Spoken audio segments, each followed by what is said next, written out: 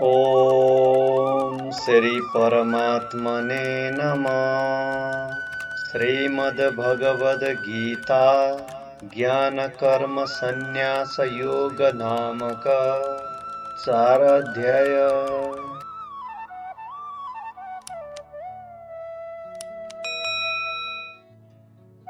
श्री भगवानले भन्नुभयो, मैले यो अविनाशी योगलाई सूर्यसँग भनेको थिएँ।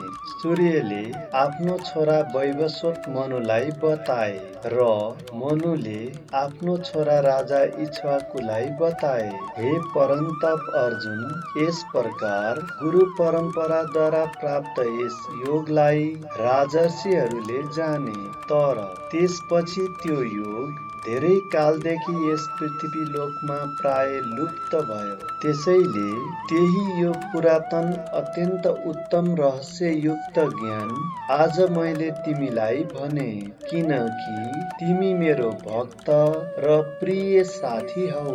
अर्जुनले भन्नुभयो, तपाईको जन्म त अहिलेको छ र सूर्यको जन्म धेरै पुरानो हो, अर्थात् कल्पको आदिमा भएको थियो। तब म यस कुरालाई कसरी बुझौं कि तपाईले नै कल्पको आदिमा सूर्यसँग यो योग बताउनु भएको थियो। भगवानले भन्नुभयो, हे परन्तप अर्जुन, मेरो र तिम्रो धेरै जन्म भइसक्यो। त्यो सबैलाई तिमी जान्दैनौ, तर म जान्दछु। म अजन्मा र अविनाशी स्वरूप भएर पनि तथा समस्त प्राणीहरूको ईश्वर भएर पनि आफ्नो प्रकृतिलाई अधीन गरेर आफ्नै योगमायाद्वारा प्रकट हुन्छु, अर्थात् गर्व छनौट गर्छु। हे भारत, जब जब धर्मको हानि र अधर्मको वृद्धि हुन्छ, तब तब नै म आफ्नो रूपलाई रचना गर्दै साकार रूपमा मानिसहरू सामु प्रकट हुन्छु। सज्जन मानिसको रक्षा गर्नको लागि, पाप कर्म गर्नेहरूको विनाश गर्नको लागि र धर्मको राम्रोसँग स्थापना गर्नको लागि म युग युगमा प्रकट हुन्छु।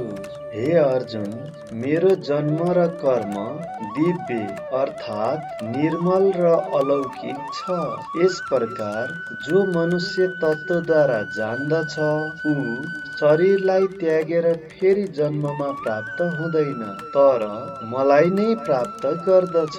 पहिले पनि जसको राग, भय र क्रोध सम्पूर्ण रूपमा नष्ट भएको थियो र जो ममा अनन्य प्रेमपूर्वक स्थित रहन्थे, यस्तो मेरो आश्रित रहेका धेरै भक्त उपर्युक्त ज्ञान रूप तपद्वारा पवित्र भएर मेरो स्वरूपमा प्राप्त भइसकेका छन्। हे अर्जुन, जो भक्त मलाई जुन प्रकारले भज्दछ, म पनि उसलाई त्यसै गरी भज्दछु, किनकि सबै मनुष्य सबै प्रकारद्वारा मेरो नै मार्गको अनुसरण गर्दछन्। यस मनुष्य लोकमा कर्मफललाई चाहनेहरू देवताहरूको पूजा गर्ने गर्दछन्, किनकि उनीहरूलाई सकाम कर्मद्वारा उत्पन्न हुने सिद्धि यसै लोकमा मिल्दछ। 4 वर्णहरूको समूह गुण र कर्मको विभागपूर्वक मद्वारा रचिएको हो। यस प्रकार त्यो सृष्टि रचनादि कर्मको कर्ता भएर पनि म अविनाशी परमेश्वरलाई तिमी वास्तवमा अकर्ता नै जान। कर्मको फलमा मेरो स्पृहा छैन, त्यसैले मलाई कर्मले लिप्त गर्दैन। यस प्रकार जो मलाई तत्त्वद्वारा जान्दछ, ऊ पनि कर्मद्वारा बाँधिँदैन, अर्थात् मोक्षलाई प्राप्त गर्दछ। पूर्व कालमा मुमुक्षुहरूले पनि यस प्रकार जानेर कर्तव्य कर्म गरेका थिए। त्यसैले तिमी पनि पूर्वजहरूद्वारा सधैँ गरिएको कर्तव्य कर्मलाई नै गर। कर्म के हो र अकर्म के हो, यस प्रकार निर्णय गर्नमा बुद्धिमान पुरुष पनि मोहित हुन्छन्। त्यसैले त्यो कर्तव्य कर्म म तिमीलाई पूर्णतया सम्झाएर बताउँछु, जसलाई जानेर तिमी अशुभद्वारा अर्थात् कर्म बन्धनद्वारा मुक्त हुनेछौ। कर्मको स्वरूप पनि जान्नु पर्दछ र अकर्मको स्वरूप पनि जान्नु पर्दछ, तथा विकर्मको स्वरूप पनि जान्नु पर्दछ, किनकि कर्मको गति जटिल छ। जो मानिस कर्ममा अकर्म र अकर्ममा कर्म देख्दछ त्यो व्यक्ति बुद्धिमान छ र त्यो योगी समस्त कर्म गर्दछ। जसको समस्त कर्म कामना र संकल्प रहित हुन्छ तथा जसको समस्त कर्म ज्ञान रूप अग्निद्वारा भस्म भएको छ त्यो महापुरुषलाई ज्ञानीहरू पनि पण्डित भन्दछन्। जो पुरुष समस्त कर्ममा र त्यसको फलमा आसक्तिको सर्वथा त्याग गरेर स्वतन्त्र भएको छ र परमात्मामा नित्य तृप्त छ ऊ कर्ममा निरन्तर लागेर पनि वास्तवमा केही पनि गर्दैन। जसको अन्तःकरण र इन्द्रियहरू सहित शरीर जितिएको छ र जसले समस्त भोग्य सामग्रीहरूको स्वामित्व त्यागिदिएको छ यस्तो फलको इच्छा नगर्ने पुरुष केवल शरीर सम्बन्धी कर्म गरेर पनि पापबाट मुक्त रहन्छ। जो बिना चाहनामा स्वत प्राप्त भएको पदार्थमा सधैँ सन्तुष्ट रहन्छ, जसमा ईर्ष्याको सर्वथा अभाव छ, जो हर्ष शोक आदि द्वन्द्वबाट सर्वथा अतीत छ, यस्तो सिद्धि र असिद्धिमा समान रहनेवाला कर्मयोगी कर्म गरेर पनि कर्म बन्धनमा पर्दैन। जसको आसक्ति सर्वथा नष्ट भएको छ, जो देहाभिमान र ममताबाट रहित भएको छ, जसको चित्त निरन्तर परमात्माको ज्ञानमा स्थिर रहेको छ, त्यस्तो केवल यज्ञ सम्पादनको लागि कर्म गर्ने मनुष्यको सम्पूर्ण कर्म बन्धन विलीन हुन्छ। जुन यज्ञमा अर्पण अर्थात् श्रुवा आदि पनि ब्रह्म हो र हवन गर्न योग्य द्रव्य पनि ब्रह्म हो तथा ब्रह्मरूप कर्ताद्वारा ब्रह्मरूप अग्निमा आहुति दिने क्रिया पनि ब्रह्म हो, त्यस ब्रह्म कर्ममा स्थिर रहनेवाला योगीद्वारा प्राप्त गर्न योग्य फल पनि ब्रह्म नै हो। अर्का योगीजन देवताहरूको पूजन रूप यज्ञको नै राम्रोसँग अनुष्ठान गर्दछन् र अन्य योगीजन परब्रह्म परमात्मा रूप अग्निमा अभेद दर्शन रूप यज्ञद्वारा आत्मरूप यज्ञको हवन गर्दछन्, अर्थात् परमात्मामा आफूलाई विलीन गराउने प्रयास गर्दछन्। अन्य योगीजन श्रोतादि समस्त इन्द्रियहरूलाई संयम रूप अग्निमा हवन गर्दछन् र अर्का थरी योगीहरू शब्दादि समस्त विषयहरूलाई इन्द्रिय रूप अग्निमा हवन गर्दछन्।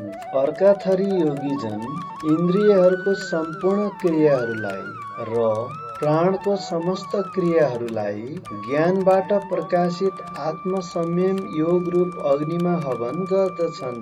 कोही पुरुष द्रव्य सम्बन्धी यज्ञ गर्दछन्, कति तपस्या रूप यज्ञ गर्दछन् तथा अर्का थरी कति अष्टाङ्ग योग रूप यज्ञ गर्दछन् र अरू कति अहिंसादि तृष्ण व्रतद्वारा युक्त यत्नशील पुरुष स्वाध्याय रूप ज्ञान यज्ञ गर्दछन्। अर्का थरी कति योगीहरू अपान वायुमा प्राण वायुलाई हवन गर्दछन्, त्यस्तै अन्य योगीहरू प्राण वायुमा अपान वायुलाई हवन गर्दछन् तथा अन्य कति नियन्त्रित आहार गर्नेवाला प्राणायाम परायण पुरुष प्राण र अपानको गतिलाई रोकेर प्राणलाई प्राणमा नै हवन गर्दछन्। यी सबै साधक यज्ञहरूद्वारा पापलाई नाश गर्ने र यज्ञलाई जान्नेवाला हुन्।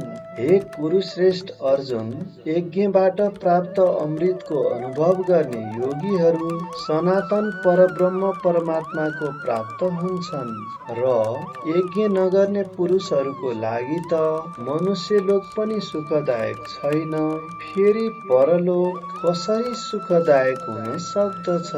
यस प्रकार अनेक तरहका यज्ञ वेदको वाणीमा विस्तार पूर्वक बताइएको छ।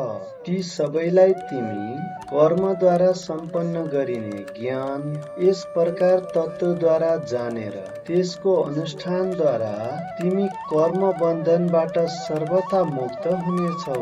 हे परन्तप अर्जुन, द्रव्यमय यज्ञको अपेक्षा ज्ञान यज्ञ अत्यन्त श्रेष्ठ छ तथा यी सम्पूर्ण कर्म पूर्णतया ज्ञानमा समाप्त हुन्छ। त्यो ज्ञानलाई तिमी तत्त्वदर्शी ज्ञानीहरूसँग गएर सम्झ। उनीहरूलाई दण्डवत प्रणाम गर्नाले, उनीहरूको सेवा गर्नाले र कपट छाडेर सरलतापूर्वक प्रश्न गर्नाले यी परमात्मा तत्त्वलाई साक्षात्कार गरेका ज्ञानी महात्मा तिमीलाई त्यो तत्त्व ज्ञानको उपदेश दिनेछन्, जसलाई जानेर फेरि तिमी यस प्रकार भ्रममा पर्ने छैनौ। र हे अर्जुन, यस ज्ञानलाई बुझेर तिमी सम्पूर्ण भूतलाई आफूमा र पछि म सच्चिदानन्द घन परमात्मामा देख्नेछौ। यदि तिमी अन्य सबै पापीहरू भन्दा पनि धेरै पापी देखिन्छौ भने पनि तिमी ज्ञान रूप ढुङ्गाद्वारा निसन्देह सम्पूर्ण पाप समुद्रबाट पूर्णतया तर्नेछौ। किनकि हे अर्जुन, जसरी प्रज्वलित अग्नि इन्धनलाई भस्म गर्दछ, त्यसै गरी ज्ञान रूप अग्नि सम्पूर्ण सकाम कर्मको फललाई भस्म गरिदिन्छ। यस संसारमा आत्मज्ञानको समान पवित्र गर्ने वस्तु निसन्देह केही पनि छैन। त्यस ज्ञानको कयौं कालदेखि कर्मयोगद्वारा सिद्ध गरेको मनुष्य आफ्नै आत्मामा पाउँछन्। इन्द्रियहरूलाई जितेको र श्रद्धावान मनुष्य ज्ञान प्राप्त हुन्छन् तथा ज्ञानलाई प्राप्त भएर अत्यन्त छिटो परम शान्तिलाई प्राप्त गर्नेछन्। विवेकहीन र श्रद्धारहित संशययुक्त मनुष्य परमार्थबाट अवश्य भ्रष्ट हुन्छ। यस्तो संशययुक्त मनुष्यको लागि न यो लोक छ, न परलोक नै र न सुख नै छ।